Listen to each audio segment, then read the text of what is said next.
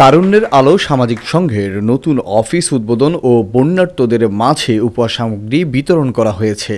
শনিবার বিকেলে লক্ষ্মীপুর সদর উপজেলার চরশাহী ইউনিয়ন মেয়ার বাজারে সংগঠনটির নতুন অফিস উদ্বোধন করা হয়। এ সময় বিশিষ্ট সমাজসেবক ও পল্লী চিকিৎসক মোহাম্মদুল হাসানের সভাপতিত্বে তারুণ্যের আলো সামাজিক সংগঠনের নতুন কমিটির নাম ঘোষণা করা হয়। নতুন কমিটিতে বিশিষ্ট সমাজসেবক নুরুল আমিন মুন্সিকে তারুণ্যের আলো সামাজিক সংগঠনের সভাপতি এবং ব্যাংক কর্মকর্তা সাইফুল ইসলামকে সাধারণ সম্পাদক করে নতুন কমিটির নাম ঘোষণা করেন সভাপতি। এ সময় নতুন কমিটির সাধারণ সম্পাদক ব্যাংক কর্মকর্তা সাইফুল ইসলাম রাজনীতির বাহিরে গিয়ে সামাজিক সংগঠনটাকে পরিচালনা করার প্রতিশ্রুতি দিয়ে সবার দোয়া এবং ভালোবাসা প্রত্যাশা করেন।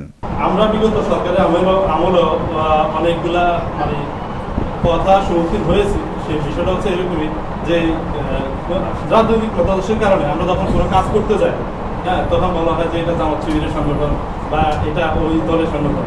এটা বিগত সরকারের আমলে বা 24 জুনের আগের বিষয়গুলো। তারুণ্যের আলো সামাজিক সংঘের এই নতুন অফিস উদ্বোধনী অনুষ্ঠানে অংশ নিয়ে শুভকামনা জানান নোয়াখালী বিজ্ঞান ও প্রযুক্তি বিশ্ববিদ্যালয়ের বৈষম্য বিরোধী ছাত্র আন্দোলনের সমন্বয়ক ইশতিয়াক জামিল। তরুণদের জন্য আসলে এখানে সংগঠনটা, সুতরাং আমার এখানে মনে হয় হচ্ছে গিয়ে রাজনৈতিক আলোচনা থেকেও তরুণ যারা আছে, আমার মতো, আমিও তরুণ, আমার মতো যারা তরুণ রয়েছে তাদের জন্য আসলে কথাবার্তা বলা বেশি প্রয়োজন।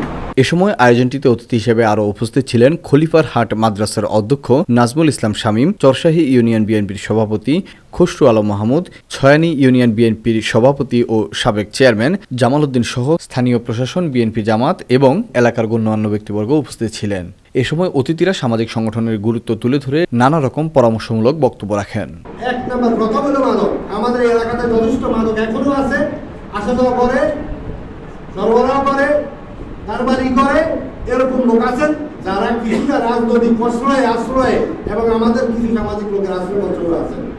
আমরা তাদেরকে চিহ্নিত করব, নিরুৎসাহিত করব এবং প্রতিবাদ করব, প্রতিরোধ করব। তোমাদের কাছে এসে গেছে আল্লাহর পক্ষ থেকে সুস্পষ্ট নূর। নূরের বাংলা কি ভাই? আলো। আর আমাদের সঙ্গে নাম তারুণ্যের আলো। হ্যাঁ, তারুণ্যের আলো মানে কোরআনের আলো, দ্বীনের আলো আমরা ছড়িয়ে দেব ইনশাআল্লাহ। এখানে অনেকগুলি কাজ করছেন তারা এবং সামাজিক সংঘ যেভাবে কাজ করে তার রূপরেখা অনেকের জানা আছে। বর্তমান বন্যা কালীন সময় দেশের সমস্ত সামাজিক সংগঠনে বিভিন্ন ত্রাণের কার্যক্রম পরিচালনা করেছে, আমরা দেখেছি। সেই সুবাদে আমাদের 12 নং চরশাহী ইউনিয়নও বিভিন্ন সামাজিক সংগঠন আছে, তারা এই বন্যার সময় ত্রাণ বিতরণ এবং বিভিন্ন খান থেকে যে ত্রাণ নিয়ে আসছে তাদেরকে সহযোগিতা করেছে।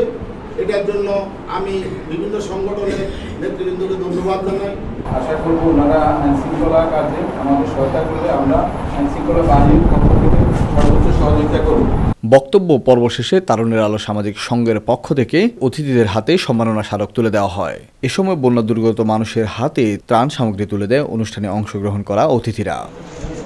শাফায়াত সাকিব, নোয়াখালী টিভি, লক্ষ্মীপুর। লক্ষ্মীপুর আইডিয়াল আলিম মাদ্রাসা জাগতিক ও নৈতিক ইসলামী শিক্ষার সমন্বয়ে আপনার সন্তানকে সৎ, যোগ্য, আলেমে দ্বীন ও দেশপ্রেমিক সুনাগরিক হিসেবে গড়ে তোলার অঙ্গীকার নিয়ে লক্ষ্মীপুর আইডিয়াল আলিম মাদ্রাসা আছে আপনার পাশে।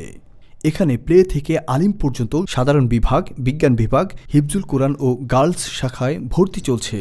এখানে রয়েছে উন্নত যোগাযোগ ব্যবস্থা এবং রুচিশীল ও শিক্ষাবান্ধব পরিবেশ, আবাসিক, অনাবাসিক ডে কেয়ার ব্যবস্থা।